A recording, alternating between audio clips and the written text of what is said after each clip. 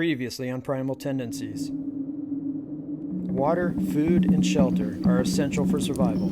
But for people to progress from surviving to thriving, we must combine our creativity with the natural materials available in the land. Stones, wood, bark, leaves, roots, dirt, bones, and skins are naturally found materials that can be processed and manipulated to create very useful tools that enhance our lives. Now that the day is soon approaching when I will begin constructing the new hut, I want to collect materials for the future projects I have planned. As usual, I arise with the sun to start the day early. Apparently, I'm not the only one up early today.